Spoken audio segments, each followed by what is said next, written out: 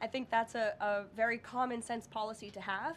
And we've unfortunately seen, and the Department of Transportation has uncovered and is actively working to fix these state-sponsored commercial trucking driver licenses, which were going to people who are not qualified to be driving these massive trucks on American roads, and they're endangering the lives of our fellow citizens. We've unfortunately seen many vehicle accidents across the country where people have lost their lives because of drivers that were just simply unqualified to be driving these trucks. So I know this is something DOT and Secretary Duffy take very seriously.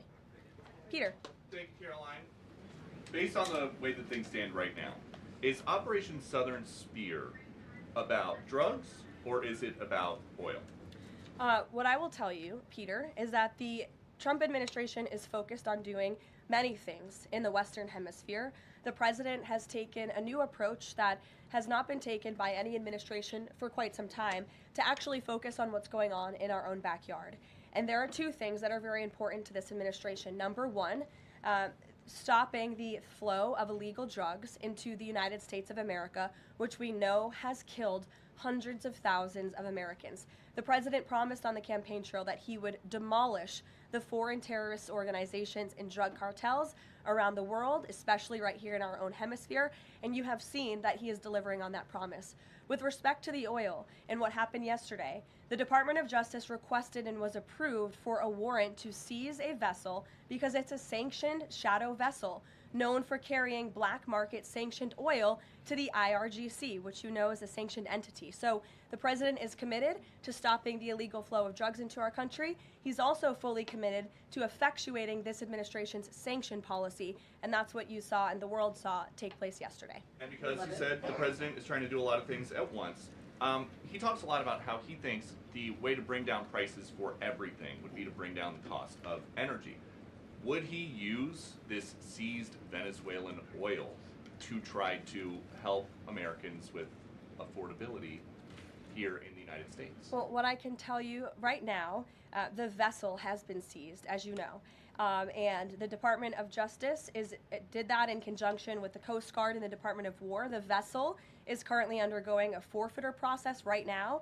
The United States currently has a full investigative team on the ground on the vessel, and individuals on board the vessel are being interviewed and any relevant evidence is being seized. With respect to the oil, that's a different issue. As you know, Peter, the vessel will go to a U.S. port, and the United States does intend to seize the oil. However, there is a legal process for the seizure of that oil, and that legal process will be followed. And just my last one on this. If President Trump launches a bigger military campaign in the Caribbean, is he jeopardizing a possible Nobel Peace Prize? Look, the president has proven over the past year that he is more than worthy of the Nobel Peace Prize. I think he's been nominated for it nearly 100 times this past year, which is definitely a record.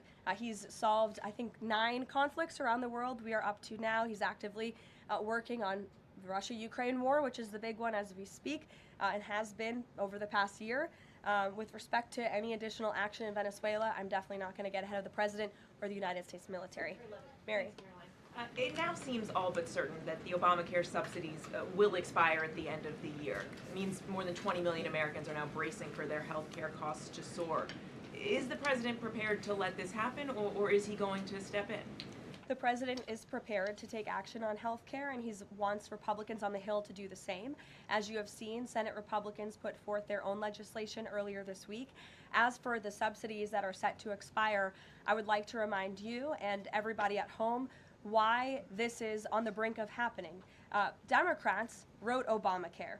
They passed it without a single Republican vote, and then they ballooned it with these expensive COVID subsidies that completely distorted the health insurance market. And then they doubled down, extending those subsidies and setting their own expiration date right now in 2025, which the administration is obviously well aware of, and we are working, the president is working with his healthcare policy team here at the White House, as well as Republicans on Capitol Hill, to find a solution. You said he's working to find a solution. He wants to see a solution to lower health care costs. He does. But these subsidies are expiring at the end of the year. So